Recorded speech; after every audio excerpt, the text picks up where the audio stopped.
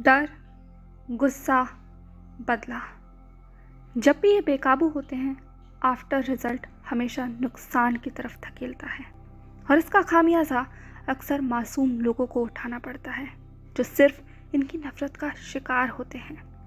चीख खामोशी तब बन जाती है जब शिकार करने वाला आपका कोई करीबी हो। हमारा आज का केस भी कुछ ऐसे ही होने वाला है। Sibli Sadiq Hardoi, Bangladesh Chittagong. So hey everyone, welcome to my channel @Ray. Come on, let's sit in the dark and have light on another gruesome murder case. तो ये केस कोई ज़्यादा पुराना केस नहीं है। यह भी हाल ही में हुई घटना है जिसने लगभग सबको चौंका कर रख दिया। एक साधारण सी कहासुनी वर्क प्लेस पर, कहो तो एम्प्लॉय और मैनेजर के बीच में, या कहो तो दोस्तों के बीच में, या कहो तो जान पहचान के लोगों के बीच में, या कहो तो उठने बैठने वाले लोगों के बीच में एक साधारण सी कहासुनी अंत इस तरीके का देगी, ये सोचने पर मजबूर करता है कि आजकल हमारी ह्यूमन टेंडेंसी के अंदर टॉलरेंस लेवल किस हद तक नीचे पहुंच चुका है कि वर्क प्लेस पर हुई साधारण सी कहासुनी भी रिजल्ट कुछ इस तरीके का दे सकती है।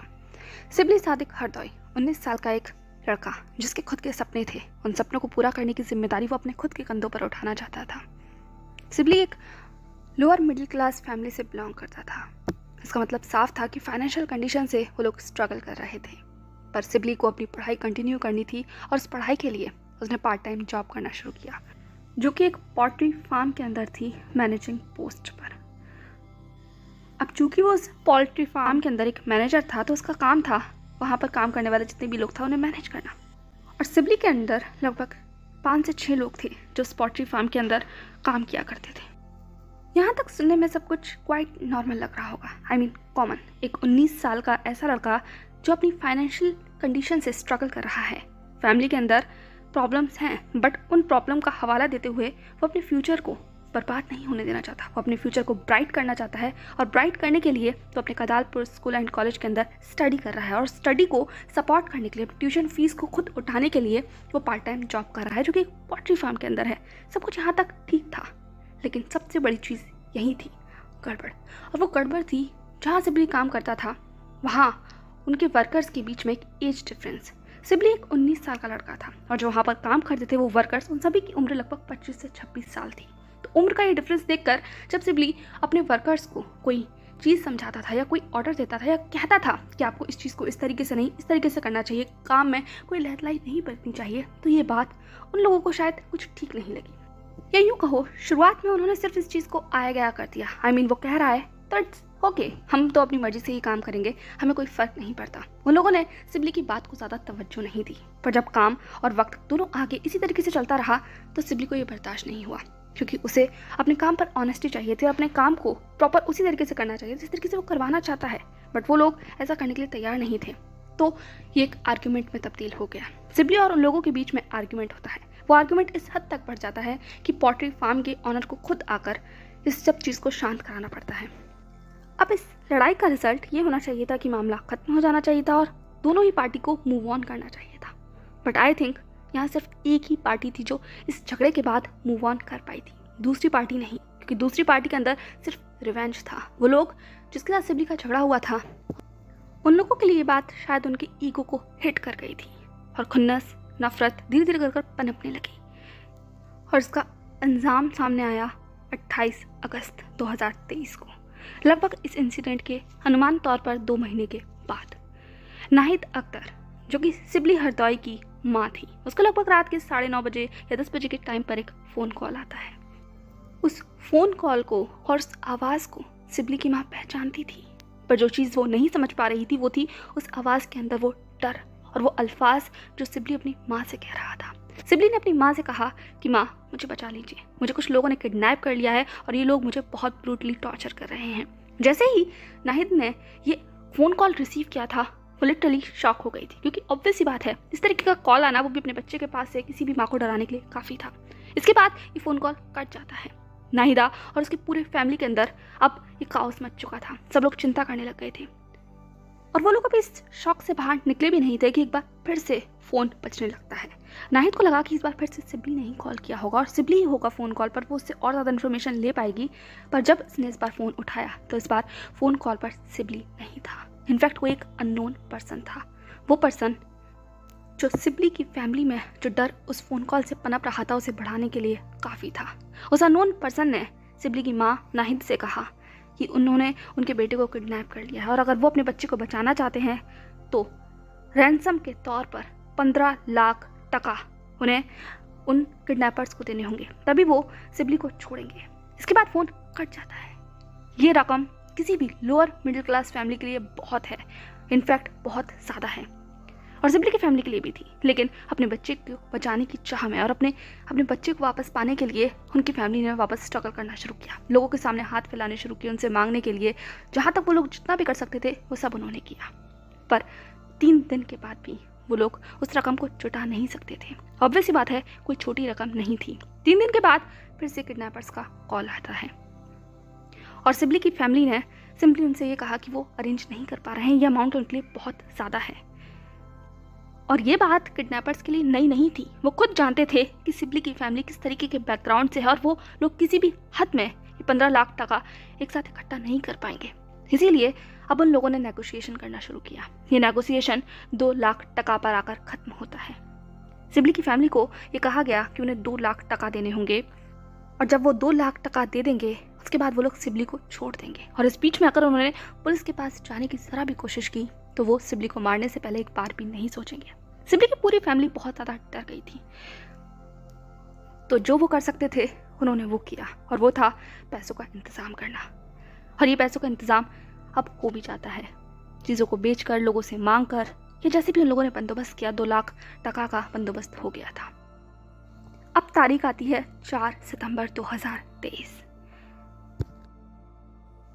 किडनैपर के कहे अनुसार बंदरबाद डिस्ट्रिक्ट में सिबली के पिताजी लगभग 2 लाख टका लेकर वहां पहुंचते हैं, इस उम्मीद में कि अब तो एट लास्ट उन्हें पैसे के बदले अपना बेटा मिल जाएगा। पर अफसोस, जैसे ही वो बंदरबाद डिस्ट्रिक्ट में उन पैसों के साथ पहुंचे वहाँ सिबली नहीं था। वहाँ एक इंसान था जो उन पैसों के लिए इंतजार कर रहा था। सिबली के पिताजी ने पूछा भी कि उनका बेटा कहाँ है, सिबली कहाँ है, वो सिबली को देखना चाहते हैं। पर सामने वाले शख्स ने सिर्फ यही कहा कि उन्हें अभी पैसे दें और घर जाकर इंतजार करें, सिबली खुद ब खुद आ जाएगा। इसके बाद पैसे छीन लेने के बाद वो लोग वहाँ से चले जाते हैं और सिबली के पिता घर लौट कर जाते हैं इस उम्मीद में कि किडनैपर ने कहा है तो हो सकता है कि सिबली घर लौट आया हो। पर अफसोस, सिर्फ अफसोस ही उन्हें हाथ में लगता है जब वो घर लौटते हैं, क्योंकि सिबली घर नहीं आया था। वो लोग इंतज़ार करते हैं, सुबह से शाम हो जाती है पर शाम तक भी सिबली घर नहीं आता। यहाँ तक कि अगले 3 दिन तक भी सिबली नहीं आता। और जब फाइनली फैमिली को अब और ज़्यादा पेशेंस नहीं रखा गया, जब डर बहुत ज़्यादा बढ़ गया, तो वो थक हार कर पुलिस स्टेशन में जाते हैं और वहाँ जाकर ये रिपोर्ट दर्ज कराते हैं कि उनका बेटा किडनैप हो चुका है और उन्होंने किडनैपर को इस तरीके से रैंसम की रकम भी दे दी है, पर अभी तक सिबली लौट कर नहीं आया। जब पुलिस को ये खबर मिली और जब उन्होंने केस सुना तो वो ऑलरेडी केस की लापरवाही को लेकर बहुत नाराज़ थे, क्योंकि ऑब्वियस सी बात है 11 दिन गुजर चुके थे और 11 दिन में सिबली अब तक जिंदा होगा या नहीं, या उसके साथ क्या हुआ होगा, या जो कोई भी कॉन्सिक्वेंसेस होंगे उस चीज़ को लेकर पुलिस ऑलरेडी बहुत ज़्यादा अलर्ट मोड पर थी, क्योंकि अकॉर्डिंग टू सिबली की फैमिली रैंसम भी दिया जा चुका है और अब तक सिबली नहीं लौटा है, तो परिणाम क्या हो सकते थे। पर अभी अफसोस, नाराज़गी या सवाल जवाब का वक्त नहीं था, अब वक्त था कार्रवाई करने का। तो 7 सितंबर राउजन पुलिस स्टेशन से कार्रवाई शुरू होती है। सिबली की ज़िंदगी से जुड़ी हुई हर जानकारी को बारीकी से खंगाला जाता है, उसकी पर्सनल, प्रोफेशनल, स्कूल लाइफ को बारीकी से समझने के बाद भी पुलिस को कोई सुराग नहीं मिला, कोई मोटिव नहीं मिला, कोई लड़ाई झगड़ा, कोई दुश्मनी, कोई चीज़ का कोई भी संकेत नहीं था, सिवाय उस एक झगड़े के जो उस पोल्ट्री फार्म में हुआ था, जिसका जिक्र सिबली ने अपनी माँ के साथ भी किया था। जैसे ही नाहिद अख्तर कोई इंसिडेंट याद आता है वो पुलिस को इस बारे में इत्तला करती है। फाइनली इस लीड के साथ पुलिस कार्रवाई में आगे बढ़ती है। केस शुरू होता है, छानबीन शुरू होती है और पुलिस जांच के लिए उस पोल्ट्री फार्म में पहुंचती है, जहां पर उन्हें वो 6 लोग मिल भी जाते हैं। तो केस की कार्रवाई के लिए और जांच पड़ताल के लिए, सवाल जवाब के लिए पुलिस इन सभी 6 लोगों को पुलिस स्टेशन लेकर आती है, जो इस केस के प्राइम सस्पेक्ट होने वाले थे, जिनका नाम था मोंगचिंग मारमा, स्विचिंग मोंग मारमा, अनंगथू मोंग मारमा और उक्याथा वाई मार्मा। इसके साथ 2 लोग और भी थे, पर उनकी पहचान और उनके नाम के बारे में अभी कोई जानकारी नहीं है। जब पुलिस ने इन्हें गिरफ्तार कर लिया और पुलिस स्टेशन लेकर आया गया, शुरुआती पूछताछ हुई। पूछा गया कि सिबली कहाँ है, क्या उसके बारे में वो कुछ जानते हैं, तो सिर्फ इन लोगों ने इन्हें बरगलाने की कोशिश की। साफ ये कहा कि उन्हें कुछ नहीं पता है, वो नहीं कुछ जानते। लेकिन जब पुलिस कार्रवाई और सख्त होती गई, क्योंकि वक्त ऑलरेडी बहुत गुजर चुका था, 11 दिन हो गए थे और ऑलरेडी सिबली की जान को खतरा था, तो पुलिस ने भी कार्रवाई को सख्त करने के बारे में सोचा। और जैसे ही कार्रवाई सख्त की गई, फाइनली इनमें से एक शख्स ने बोलना शुरू किया और वो था उमोंग-चिंग मार्मा। 46 साल का ये शख्स जो अपना गुनाह कबूल करने वाला था, जो बताने वाला था कि उसने क्या किया, कैसे किया, क्यों किया। ये सब कुछ जिसने भी सुना वो सब बस सुनकर दंग रह गए। तो स्टेटमेंट के अनुसार उन लोगों का प्लान सिर्फ सिबली को किडनैप करना था, फिरौती की रकम मांगनी थी, सिबली पर अपना गुस्सा उतारना था और उस झगड़े का बदला लेना था जो लगभग 2 महीने पहले हुआ था, और उसके बाद सिबली को छोड़ देना। ये सब कुछ प्लान के अनुसार चल रहा था। उन्होंने सिबली को वही पोल्ट्री फार्म से किडनैप किया, उसे टॉर्चर किया, उसे पीटा, पर ये सब चीज़ें तब जाकर हाथ से बाहर हो गईं। तब सिबली ने उन सभी लोगों को पहचान लिया था और अब इसका नतीजा था उनके अंदर डर का पनपना। डर इस बात का कि अगर उन्होंने सिबली को छोड़ दिया तो वो जाकर सबको सब कुछ बता देगा। डर इस बात का कि अगर सिबली ने अपना मुंह खोला तो पुलिस उन्हें आकर पकड़ लेगी। डर इस बात का कि उन्हें इस जुर्म के बाद जेल हो जाएगी, या किसी भी चीज़ का डर हो। डर बैठ चुका था उन सभी लोगों के मन में, और अब उस डर का अंजाम ये था कि सिबली को उन्होंने खुद अपने हाथ से दम घोट कर मार दिया। और सिर्फ यही नहीं, उनमें से एक ने, उमोंग-चिंग मार्मा ने, यहाँ तक कहा कि इस डर से कि पुलिस उन्हें पकड़ न ले, उन्होंने सिबली के मांस को काट कर पकाकर खा भी लिया और उसकी लाश के बचे कुछ हिस्सों को, यानी कि उसकी हड्डियों को वहीं पहाड़ी पर फेंक दिया। ये कन्फेशन सुनने के बाद ऑलमोस्ट सभी के पैरों के नीचे से ज़मीन निकल चुकी थी। सिर्फ एक छोटे से झगड़े ने आखिर अंत किस रूप का लिया, इसकी कल्पना कोई अपने सपने में भी नहीं कर सकता था। वो लोग सिर्फ 6 लोग थे जिनकी उम्र 25 से 26 साल थी, और उनके सामने वो सिर्फ एक बच्चा था, मासूम बच्चा, जिसकी आगे की ज़िंदगी बहुत खूबसूरत हो सकती थी, जिसकी आगे की ज़िंदगी के लिए वो मेहनत कर रहा था।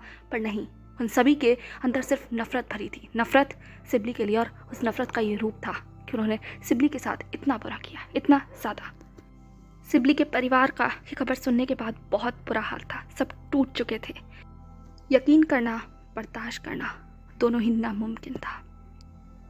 11 सितंबर 2023 कन्फेशन कंफर्मेशन के लिए, बॉडी की रिकवरी के लिए पुलिस टीम मेन सस्पेक्ट के साथ, यानी कि उमोंग-चिंग मार्मा के साथ उसी पहाड़ी पर जाती है जिस पहाड़ी पर उन लोगों ने सिबली की बॉडी को फेंका था, यानी राओजोन पहाड़ी। उमोंग-चिंग मार्मा, सिबली की पूरी फैमिली, उसके कुछ रिश्तेदार, पुलिस फोर्स जैसे उस पहाड़ी पर पहुंचे और कुछ जांच पड़ताल और ढूंढने के बाद फाइनली वहां पर एक ह्यूमन स्केलेटन मिल चुका था। एक ऐसा कंकाल जिसकी सिर्फ हड्डियां वहां थी, उन पर कोई मांस नहीं था। और फाइनली उस बॉडी की रिकवरी के साथ सिबली के परिवार के सारे उम्मीदों के ख्वाब वहाँ टूट चुके थे। पूरी फैमिली वहाँ बेफर गई। फॉरेंसिक ने बॉडी को कलेक्ट किया, पर तब तक सिबली से जुड़ी खबर, उसकी किडनैपिंग और उस किडनैपिंग का जो अंत था वो सब लोग के बीच में फैल चुका था। खबर हर जगह फैल गई, लोगों के बीच में बहुत ज़्यादा गुस्सा था और ये गुस्सा निकला उमोंग-चिंग मार्मा के ऊपर। पुलिस जब उमोंग-चिंग मार्मा को कस्टडी में लेकर वापस पुलिस स्टेशन लेकर जा रही थी तो गुस्साई भीड़ ने पहले तो रोड पर काफ़ी सारे पेड़ों को डालकर जाम लगा दिया, जिससे पुलिस की गाड़ी को वहाँ रुकना पड़ा। और जैसे ही पुलिस की गाड़ी वहाँ रुकी, गुस्साई भीड़ ने पूरी तरीके से पुलिस की गाड़ी को अपने कब्जे में लेकर उमोंग-चिंग मार्मा को वहाँ से निकाल कर तब तक पीटा, जब तक कि वो मर नहीं गया। इस पूरे मारपीट, गुस्से, आक्रोश में लगभग 3 पुलिसकर्मी भी घायल हो चुके थे। भीड़ बहुत गुस्से में थी, हर तरफ सिर्फ लोगों के बीच का वो गुस्सा बाहर आ रहा था। और इस गुस्से को काबू करने के लिए पुलिस ने आंसू गैस का सहारा लिया, ब्लैंक शेल दागे गए, तब जाकर भीड़ थोड़ी काबू में आई थी। पर सिर्फ काबू में आई थी क्योंकि गुस्सा सभी के अंदर था। गुस्सा एक मासूम बच्चे की ज़िंदगी को इस तरीके से तबाह करने वाले उन लोगों के लिए जिन लोगों ने एक बार भी नहीं सोचा एक मासूम बच्चे की ज़िंदगी लेने से पहले, वो भी सिर्फ एक छोटे से झगड़े पे। खैर, एक इंसान, उसको तो सज़ा मिल चुकी थी उसके किए की, पर अभी बचे हुए 5 लोग और थे जो अभी भी पुलिस कस्टडी में हैं। केस कोर्ट में पहुंचेगा, कोर्ट फैसला करेगी, कार्रवाई आगे बढ़ेगी। नतीजा कुछ भी हो, वो इस परिणाम को नहीं बदल सकता कि सिबली अब हम लोगों के बीच नहीं रहा। उसके परिवार का वो जख्म, वो दुख कोई नहीं भर सकता। जो कमी सिबली के जाने से वहाँ रह गई है, वो हमेशा वहीं रहेगी। So hey everyone, that's all for today's case. But ऐसे केस को सुनने के बाद सिर्फ आखिरी में सवाल रह जाता है कि गुनाह क्या था? क्या गुनाह ये था कि उस पुअर मिडिल क्लास फैमिली के अंदर रहकर एक लड़के ने सपने देखे? क्या गुनाह ये था कि उन सपनों को पूरा करने के लिए, खुद की जिम्मेदारी उठाने के लिए उसने पार्ट टाइम वर्क करना शुरू किया? या गुनाह ये था कि उस पार्ट टाइम वर्क के लिए वो कम्प्लीटली ऑनेस्ट था और अपने बाकी दोस्तों की तरह नहीं जो काम में थोड़ी सी लापरवाही दिखा रहे थे? गुनाह था क्या कि सिबली ने उन सबको रोका या टोका? तो असल में उसका गुनाह था क्या? क्या था गुनाह? खैर, गुनाह कुछ भी हो, पर सज़ा तो सिर्फ एक मासूम को मिले। So that's all for today's case.